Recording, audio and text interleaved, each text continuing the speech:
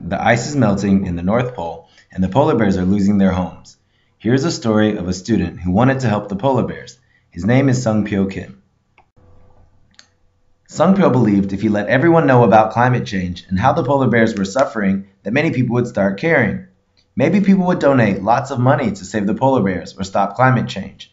That's why he began a campaign with his friends. They made pamphlets and banners and then went to subway stations to collect donations to save the polar bears. Sung-pyo had a big dream, but ironically his campaign was a big failure instead. Many people seemed too busy to pay attention. When some strangers asked Sung-pyo what he was going to do with the money he raised, Sung-pyo couldn't really answer because he hadn't taken the time to look into where he was going to use the donated money or which non-government organization he was going to support. Sung-pyo felt discouraged and wanted to give up. That's when his mom asked if he wanted to make environmentally friendly loofahs, also called susemi in Korean.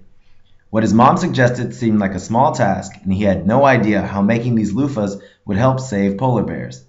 But he soon found out that using these environmentally friendly loofahs prevented people from using too much detergent when washing dishes, thus decreasing pollution of the water in many ways.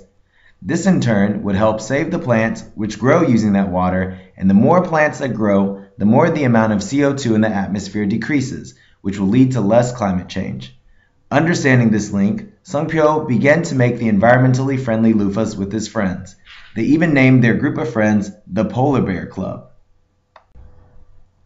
Sung-pyo and his friends started selling the loofahs they made and began to donate the money collected to Future Forest Organization, also called Miresu.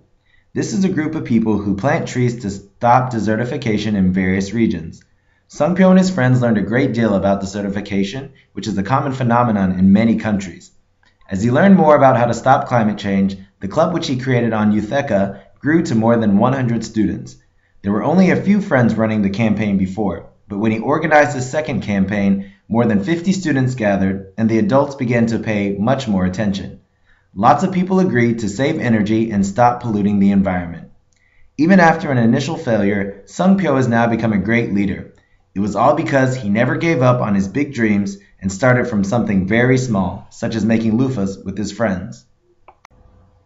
Sung-pyo's achievements put him on the stage of TEDx Youth Seoul as one of the key speakers.